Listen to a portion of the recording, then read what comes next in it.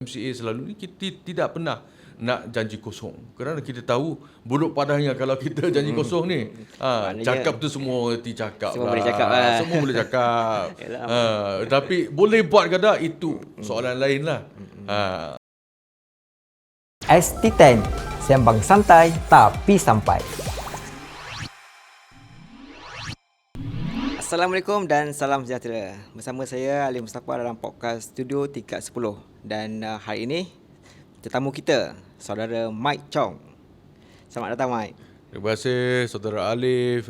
Terima kasih kerana sudi menjemput. Diberikan peluang sekali lagi untuk muncul dalam podcast Studio Tingkat 10. Ya, hari itu kali pertama kita bersama menyambut hari raya. Ya, sempena betul, hari raya betul. Aidilfitri. Ya. Dan sekarang selepas pilihan raya. So Ya. raya jugalah. Ya, raya juga. Raya juga. Dan tuan-tuan semua, kita baru saja selesai pilihan raya di 6 negeri. Dan orang kata hidup mesti diteruskan. Maksudnya selama tempoh berkempen 2 minggu, 14 hari tempoh berkempen, dan sekarang dalam keadaan yang sedikit tenang. Maksudnya dah habis tempoh berkempen, hidup diteruskan dan kita menjurus kepada perjalanan seperti biasa. Contohnya Mike sebagai ahli politik dalam parti MCA. Dan Mike, apa perkembangan terkini MCA? Seperti yang kita sedia maklum bahawa dalam PRN yang baru lepas ni, MCA mengambil keputusan untuk tidak mengambil bahagian. Tetapi itu tidak bermaksud kita tidak memberikan sokongan ataupun bantuan kita kepada parti-parti komponen dalam Barisan Nasional yang bertanding, iaitu Parti UMNO. Yang seperti kita nampak, sebenarnya ramai pemimpin-pemimpin kita yang turun padang dan membantu calon-calon kita daripada Barisan Nasional untuk berkempen, membantu mereka dan sebagainya. Jadi ini yang sedang berlaku. Kerana pada hikmat kita panggil pemimpin MCA ni, sebenarnya kita berpendapat bahawa PRN kali ini merupakan satu peluang untuk kita kembali untuk melakukan sedikit pemulihan dalaman parti, iaitu kita perlu menguatkan kesediaan kita berdepan dengan PRU yang ke-16. Itu ialah medan perang kita yang sebenarnya. Jadi kita berpendapat bahawa ini bukan satu medan ataupun bukan satu war yang perlu kita ambil bahagian pada masa ini. Kerana sedia kita maklum bahawa kita memerlukan siri pemulihan yang perlu kita lakukan secara dalaman dulu untuk menguatkan anggota kita ataupun menguatkan jentera kita berdepan dengan PRU yang akan datang.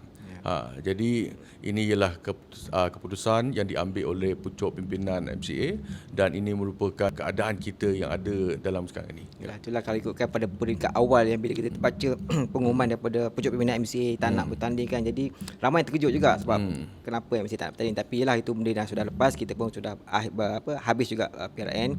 Dan tadi Mike kata merembajakan parti, dan parti MCA sendiri saya tengok baru-baru ni Mike ada post di Facebook tunjuk bagaimana pemilihan parti. Dan Mike sendiri di wilayah persekutuan dan tahniah jugalah kerana berjaya diberikan mandat oleh pimpinan MCA pemuda MCA wilayah persekutuan. Dan adakah ini Mike sudah jangka dapat menang untuk diberikan tanggungjawab yang besar ni, ataupun boleh ceritakan sikit, kongsikan sikit? Ini memang untuk setiap seorang pemimpin politik menjadi impian mereka untuk terus maju, ataupun kita memegang jawatan yang lebih besar, supaya kita mempunyai tanggungjawab yang lebih besar untuk kita membawa parti bersama untuk membangun bersama parti. Jadi Mike juga tidak terkecuali lah.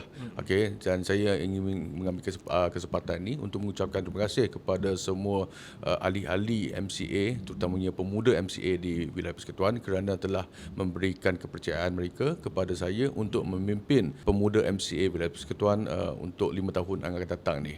Jadi bagi saya ini bukan satu sahaja title yang berlainan, tetapi ini juga satu tanggungjawab dan amanah yang cukup besar. Terutama apabila kita tengok sekarang ni MCA berada dalam keadaan yang cukup lemah. Memang tidak dinafikan bahawa kalau kita bandingkan dengan PRU ke-11 ke, PRU ke-12 ke, memang keputusan kita dalam PRU ini tidak begitu memberangsangkan. Jadi keadaan sekarang ni memang jauh berbeza dengan masa-masa dulu ataupun tahun dulu. Jadi ini menjadi tanggungjawab bukan sahaja kepada Mike tetapi kepada pemimpin-pemimpin lain yang telah pun diberikan kepercayaan untuk memimpin pemuda ataupun memimpin MCA bahagian negeri dan sebagainya, untuk kita memikirkan bagaimana kita nak meremajakan ataupun kita nak membawa masuk penyokong-penyokong ataupun ahli-ahli baru ke dalam parti ini, supaya kita nampak bahawa parti ini bukan sahaja kita bersandarkan kepada ahli-ahli lama yang kita ada, tetapi kita juga dapat membawa masuk darah baru, wajah baru yang dapat kita sama-sama menyumbang kepada pembangunan parti ini. Kerana kita perlu memikirkan bahawa parti ini walaupun ialah satu parti yang memang sejarahnya cukup lama, tetapi daripada segi kesinambungan, kita perlu memikirkan perlu adanya warisan kita, okey, perlunya ada orang yang mewarisi perjuangan kita. Jadi ini yang perlu benda ataupun poin yang perlu kita menitik beratkan, iaitu mencari pelapis yang baru, iaitu pemimpin yang baru yang bakal memimpin parti ini. Jadi itu juga tanggungjawab saya. Sebagai ketua ini bukan saja ketua saja, panggil memang megah lah. Nama megah. Tetapi tanggungjawab itu cukup besar. Iaitu kita perlu memastikan kita dapat menarik minat orang-orang muda untuk bersama kita. Mat pun bukan orang kata memang bermula daripada bawah lah. Mat dulu ketua pemuda MCA Masa Maju. Cukup bawah. Tugas kita bermula dengan angkat meja, angkat kursi dalam program dan sebagainya. Susun kursi, susun meja, pecah bendera kan. Macam itulah. Daripada situ kita belajar bagaimana kita nak bergerak dalam satu organisasi kan, dalam satu pasukan. Dan daripada itu saya telah dapat sokongan daripada akak umbi, dan barulah daripada situ saya belajar macam mana kita nak menjadi seorang pemimpin.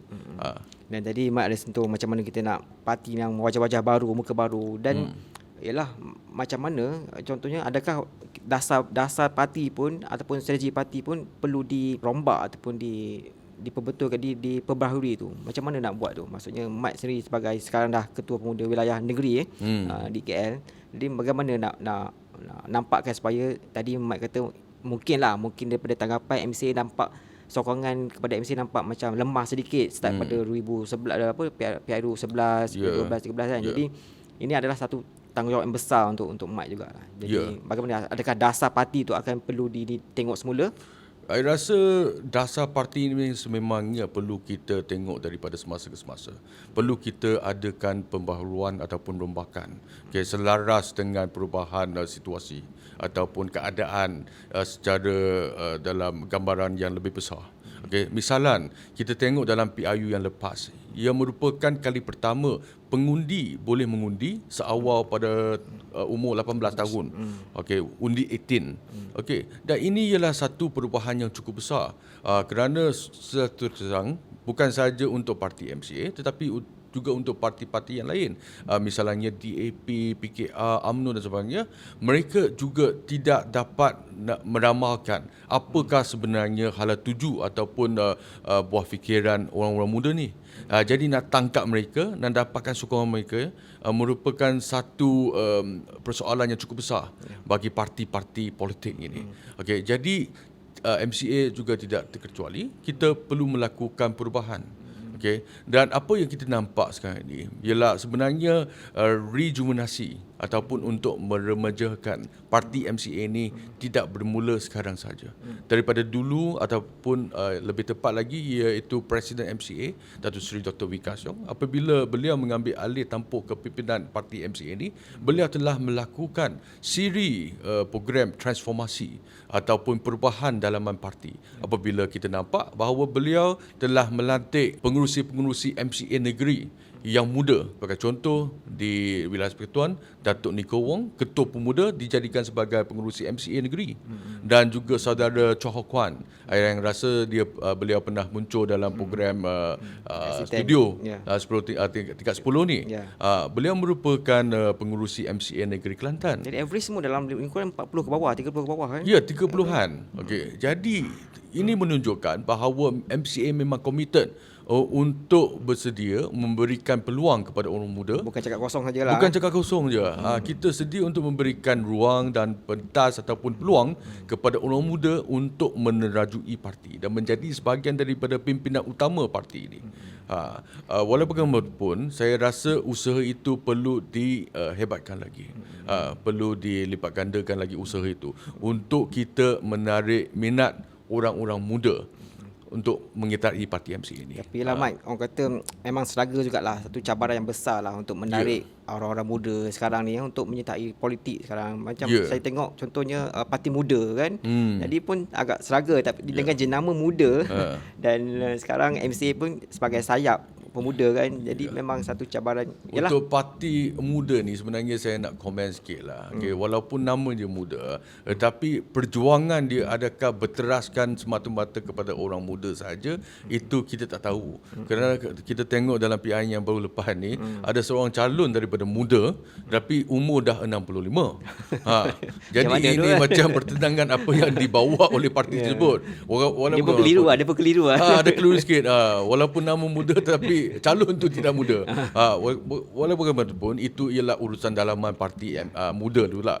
Saya pun tak nak komen banyak. Tetapi balik kepada MCA ni, sebenarnya saya nak memberikan gambaran sikit. Iaitu sebenarnya bukan sahaja kita mengambil inisiatif untuk melantik pengerusi-pengerusi MCA negeri yang saya sebutkan tadi.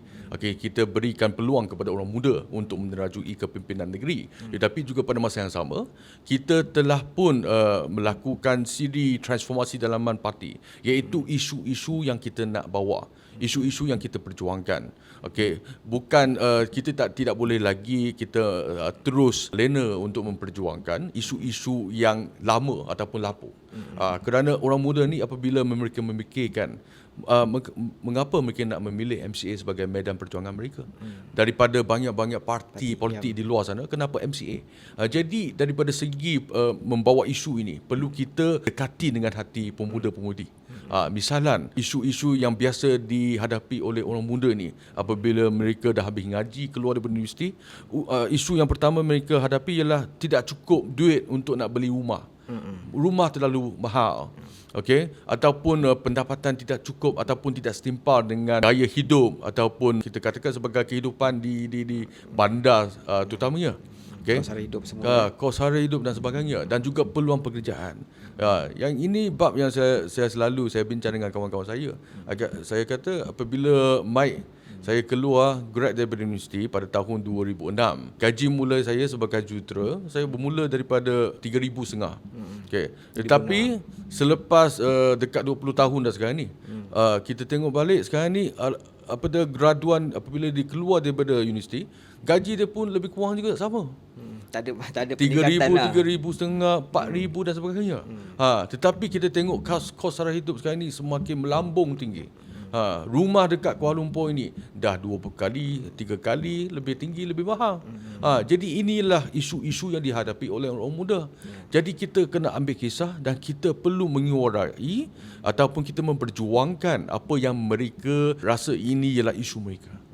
Kadang sebagai anak muda pun kita nampak isu ni memang serius kan, tapi macam mana kita nak realisasikan impian anak-anak muda ni, macam mana contohnya macam mana MCA nak gerakkan untuk nak champion isu-isu anak muda, bukan sekadar kita cakap kita nak membela, tapi solution dia macam mana? Kita sekarang tengok sekarang ni, saya akan cakap ni secara general lah. Okey, apabila kita tengok sekarang ni politik Malaysia ni, kita telah mengalami perubahan ataupun berlakunya penukaran kerajaan pusat. Okey, jadi memang tidak asing lagi kepada orang Malaysia untuk menerima. Ini bukan sahaja kerajaan BN seperti dulu, tetapi kita pernah mengalami kerajaan Pakatan Harapan dan juga kerajaan Perikatan Nasional ataupun kerajaan Tan Sri Muhyiddin sebagainya. Dan sekarang ni orang sudah pun matang untuk menerima parti kita sebenarnya boleh berlakunya perubahan kerajaan pusat dan sebagainya. Okey, tidak asing lagi. Okey, dan oleh sebab itu saya rasa sekarang ni kita perlu lebih bersikap matang dalam politik. Okey, begitu juga dengan orang muda. Mereka akan rasa bahawa kalau kita asyik terlena ataupun kita asyik bermain-main politik, isu-isu politik saja seperti dulu, mungkin pada mereka itu tidak kondusif. Okey. Mereka rasa ini hanyalah retorik politik semata-mata. Sebagai contoh, orang katakan MCA ni kita selalu hantam DAP. DAP selalu hantam MCA atas isu-isu remeh dan sebagainya. Okay, tetapi ini bukan kehendak rakyat di luar sana. Mereka nak tengok bukan sahaja macam mana kita nak hantam, tetapi juga bagaimana kita nak menyelesaikan isu. Jadi pada pandangan saya, MCA sebagai sebuah parti politik yang sejarahnya cukup lama, kita perlu juga berubah mengikut arus masa dan juga perubahan keadaan politik sekarang ini. Iaitu pemimpin-pemimpin kita, terutamanya pemimpin muda kita, perlulah lebih berfikiran matang dan kita mempunyai satu sikap yang matang dalam kita memperjuangkan isu. Iaitu apabila kita menegur, sebagai contoh, kita menegur kerajaan pusat dalam setengah isu. Dan pada masa yang sama, kita bukan saja menegur ataupun mengkritik, tetapi pada masa yang sama kita memberikan solusi, cadangan. Bagaimana kita nak menambah baikkan lagi, ataupun kita memberikan pandangan kita, solusi kita. Okey, sebagai contoh, isu rumah tidak mampu dimiliki oleh orang budak-budak muda ni. Bagaimana kita nak memberikan solusi? Adakah kita bersedia untuk membawa balik rumah WAPE ataupun rumah Satu Malaysia yang pernah diwawarkan oleh Datuk Seri Najib dulu? Okey, ini ialah satu keadaan yang saya rasa pemuda kita ataupun pemimpin muda kita perlu kita menguasai. Macam Mat, bagi saya rasa macam Mat kata, bila Mike ataupun MCA tu buat satu statement, kita bukan sekadar kritik, kita buat satu, ada solution dia, ada kritikan membina. Tapi yalah, tadi kata sentuh yang Datuk Seri Najib punya idea, pemikiran untuk rumah ni. Jadi mungkinlah faktor-faktor lah politik kan, kadang bila tak naklah kita gunakan idea Mat, nanti Mat yang dapat nama. Mungkinlah ada stigma yang macam tu kan. Yalah, memang mungkin nama tu boleh tukar sikit. Tetapi yang isi dia ataupun intipati program tu masih ada lagi. Kalau sudah terbukti bahawa program itu, sebagai contohnya program Prima ini, dia berjaya, maka tidak salah kita ikut kembali untuk melakukan apa yang kita rasa ialah terbaik untuk rakyat. Jadi maksud saya sekarang ni ialah bukan sahaja kita sekadar nak kritik saja, tetapi pada masa yang sama pemimpin kita juga memberikan pandangan yang bernas, membina, untuk kita sama-sama memberikan input kepada kerajaan supaya orang muda ni nampak MCA ni bukan saja kritik, bukan saja hantam, tetapi mereka ni juga boleh pakai juga. Idea-idea tu kan. Ada otak. Ada otak. Oleh sebab dengan itu, maka orang muda ni dia akan rasa minat lah. Dia akan terpikat dengan pemimpin kita dan mereka akan tertengah-tengah macam mana mereka nak masuk MCA. Nak berjuang bersama kita. Dan contoh bab ni, macam mana kita nak lontarkan idea ni. Mat yang terbaru ni, kita tengok PRN lah, PRN masa-masa tempoh berkempen ni. Kebanyakannya kempen ni dia lebih suka lebih banyak serang menyerang tanpa ada solusi.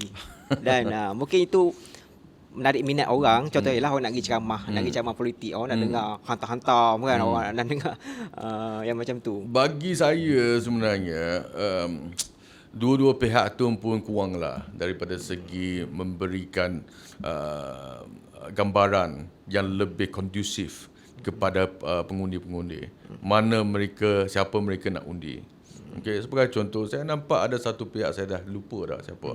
Manifesto mereka dilancarkan, ditablkan, pada seminggu selepas penambahan calon. Seminggu selepas. Selepas. Satu minggu selepas penambahan calon. Maksudnya mereka tidak bersungguh-sungguh daripada tak bersedia kan? Tak bersedia. Terkejut kot tiba-tiba. Ataupun bagi mereka ni manifestonya hanyalah sampingan saja, itu tak penting. Yang penting tu kita tampil dan kita hantam, lepas tu kita dapat sokongan.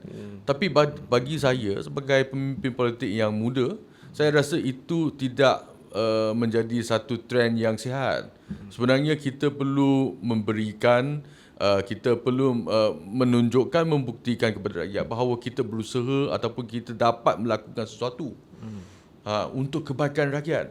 Bukannya kita main hantam saja.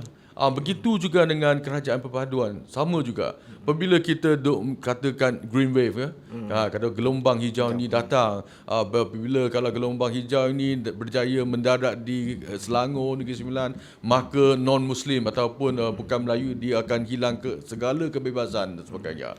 Ya, itu memang kita tahu. Yelah, macam ibarat kata kalau cakap Malaysia punya politik ni mesti nak sentuh 3R. Kalau tak dia macam bukan politik, dia jadi macam tu. Nanti benda ni akan diteruskan oleh generasi-generasi, contohnya generasi Mat lah, pelapis-pelapis MCA nanti. Parti politik kan. Jadi kita tak akan lari daripada isu macam ni. Ini seumpamanya parti politik ni tak boleh hidup tanpa sentuh kepada isu-isu 3R ni kan. Tetapi padahal saya tengok sekarang ni orang muda ni dia lebih cenderung untuk tengok kepada apakah hala tuju negara ini. Okey, apakah plan untuk kita? Apabila kita katakan ekonomi kita terbantutkan, pembangunan ekonomi kita terbantutkan dalam tahun 2-3 tahun baru-baru ni kan, anggaran daripada pandemik COVID-19. Okey, jadi kita nak tengok apakah perancangan sebenarnya kerajaan untuk membawa balik pembangunan ekonomi ke pangkuan yang betul. Apakah plan yang lebih besar? Benda-benda ini perlu kita sentuh dan perlu kita bawa kepada pengundi. Bukannya nak gertak pengundi kata kalau kita bagi peluang kepada mereka akan green wave lah, kita akan hilang segala kebebasan dan sebagainya. Memanglah kita tahu, tetapi selain daripada kita memberikan sokongan kepada anda, undi kepada anda, okey, apa yang anda boleh lakukan kepada kita, itu persoalannya cukup besar. Di mana saya rasa pengundi sekarang ni mereka akan tanya what is in there for us. Kalau kita berikan undi kepada anda, bagaimana you nak membawa negara ini ke arah mana? Nak membangun macam mana dan sebagainya. Itulah satu cabaran lah kan. Kita nak politik Malaysia ni memang cabaran besar lah bagi kita nak cantikkan lagi. Jangan semata-mata emosi semata-mata. Kerana bagi saya kalau kita membawa politik ini dengan cara provokatif saja, main provoke saja, itu tidak merupakan satu keadaan ataupun kita nampak satu signal yang kurang sihat untuk negara kita. Saya macam terfikir juga kan, kenapa MCA tak ikut, bukanlah maksudnya tak ikut macam parti-parti Cina yang lain, contohnya agresif sikit kan. Kita nak pertahankan Cina tak boleh. Dia memanglah kita boleh agresif. You nak kita cakap kotor ataupun agresif ataupun tak boleh. Tetapi apa kebaikannya untuk semua tu? Untuk orang, untuk pengundi-pengundi. Kita boleh cakap besar. Tapi lepas kita dah janji bulan dan bintang, tetapi akhirnya apa pun tidak boleh kita lakukan, apa yang kebaikannya? Tak dapat ditunaikan apa-apa janji itu semua. Ya, betul.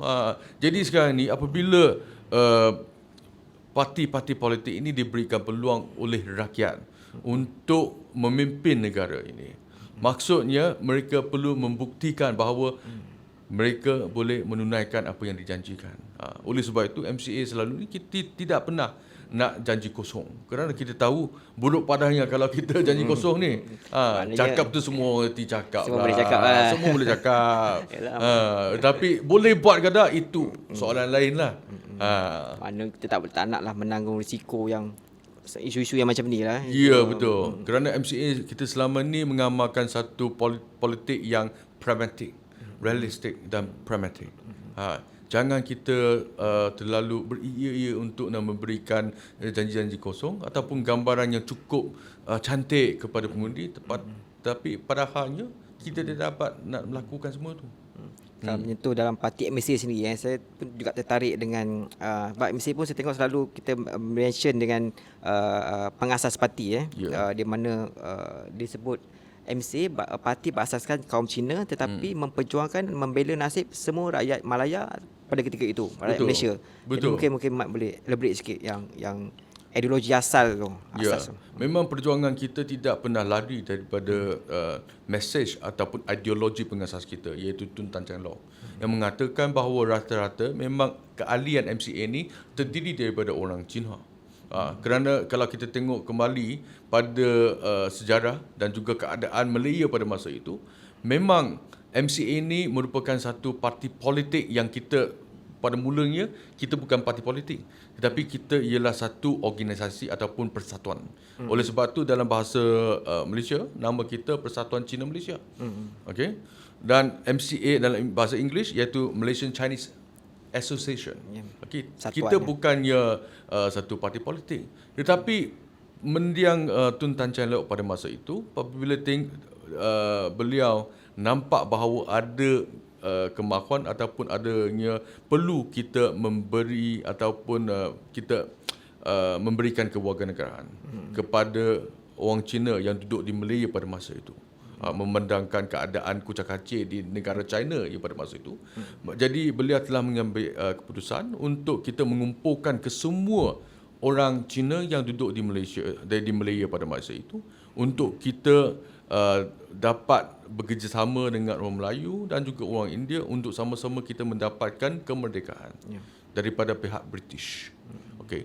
Pada masa itu apa yang disampaikan oleh mendiang Tun Tan Cheng Lock ialah walaupun rata-rata ahli MCA ialah orang Cina, tetapi perjuangan kita bukan sahaja berpadukan kepada keperluan orang Cina, tetapi juga berdasarkan kepada keperluan dan juga kehendak orang Malaya pada masa itu secara keseluruhannya. Jadi tak kiralah orang Melayu ke India ke Cina kan, asalkan ini ialah isu yang dapat membawa kebaikan kepada semua, maka kita akan lakukan. Kita bantu kan, memang akan sama-sama bantu. Kita akan bantu. Kerana pada pandangan kita, pada kepercayaan kita, negara ini tidak akan maju tanpa adanya mana-mana kaum yang tidak mengambil bahagian. Tanpa mana-mana kaum yang mengambil bahagian dan juga bersama-sama kita membina negara ini tidak akan maju ke mana. Itu agak tertarik juga bila kata semua membantu semua kan. Contohnya banyaklah kalau ikutkan wakil-wakil rakyat daripada parti MCA sendiri. Memang banyak membantu isu-isu yang penting juga. Contohnya bagaimana nak membina masjid, bagaimana contohnya pemandu lori, macam banyak yang dapat dibantu. Dan orang kata parti MCA inilah kata penubuhan sebelum merdeka lagi. Ini dikatakan parti keramat orang kata dalam barisan nasional tu kan. Dan Mike, kita pun sudah menghampiri untuk mengakhiri kita punya slot pada kali ini. Mungkin last word daripada Mike. Bagaimana anak muda nak sertai MCA dan bagaimana kita nak pastikan anak muda ni tak rasa politik ni politik kotor. Jadi mungkin apa pandangan Mat dan your last word lah. Untuk orang muda nak sertai MCA ni memang dialu-alukan. Kalau tak silap saya 2-3 tahun yang lepas MCA telah pun melakukan pindaan perlembagaan kita di mana non-Chinese ataupun ahli-ahli bukan Cina pun boleh menyertai MCA sebagai ahli persekutu. Itu yang dia macam tak tahu macam saluran tu Mat. Macam mana boleh. Ada sebenarnya boleh jumpai semua info-info di dalam laman web MCA sebenarnya. Jadi memang semua rakyat Malaysia lah, tak kira lah Cina, Melayu dan India boleh sertai MCA dan jadikan MCA sebagai wadah perjuangan anda. Memang kita alu-alukan ahli bersekutu tu ahli bersekutu tu. Jadi kalau you rasa di luar sana parti-parti politik ini tidak boleh pakai dan sebagainya, kotor lah banyak tanggapan. Inginkan MCA sebagai tempat untuk anda berpolitik, maka anda dialu-alukan untuk bersama kita. Kita memang mengalu-alukan mereka untuk masuk bersama kita kerana selaras dengan apa yang dipesankan oleh our founding fathers Tun Tan Cheng Lock yang mengatakan bahawa walaupun ini rata-rata ialah ahlinya orang Cina, tetapi perjuangan kita bukan tidak terbatas kepada keperluan orang Cina saja, tetapi juga kita mengikut keperluan dan juga kehendak keseluruhan rakyat Malaysia, tidak kira bangsa dan agama. Yang itu. Yang keduanya, apabila kita tengok balik kepada soalan saudara Alif tadi yang mengatakan bahawa politik ini kotor dan sebagainya. Itu sebab kita kata, jangan kita terbawa-bawa dengan budaya politik yang tidak sihat. Seperti yang dikatakan sebentar tadi yang mengatakan memang kita boleh jadi agresif, memang kita boleh nak kata kotor perkataan, kita boleh keluarkan perkataan lucah, kotor, bombastik, agresif, haki hamun dan sebagainya. Dan atas pentas memang semua orang syok dengar. Tetapi kita kena fikir sebagai ahli politik daripada parti politik yang begitu, yang sejarahnya begitu lama, kita kena adalah kelas sikit. Janganlah sampai ucapan kita ataupun kita katakan apa yang kita bawa, kita katakan Cara menjadi politik, contoh ataupun teladan yang tidak baik kepada generasi muda kita. Okay. Jadi kita cuba untuk mengamalkan satu budaya politik yang lebih matang, lebih bersih dalam negara ini. Itu untuk kebaikan semua. My last word, okay. Marilah kita bersama-sama, tak kiralah daripada parti politik mana, tak kiralah you orang Melayu ke, saya India ke, Cina ke, bersama-sama kita menuju ke satu arah yang lebih baik. Saya rasa kalau kita boleh bekerjasama dengan seikhlas-ikhlasnya, Dengan ikhlas lah. dengan ikhlasnya, maka kita boleh membawa negara ini ke arah yang lebih baik. Terima kasih Mike Ya. kerana bersama kami, dan teruskan bersama kami dalam podcast Studio Tingkat 10. Berjumpa lagi. ST10, sembang santai tapi sampai.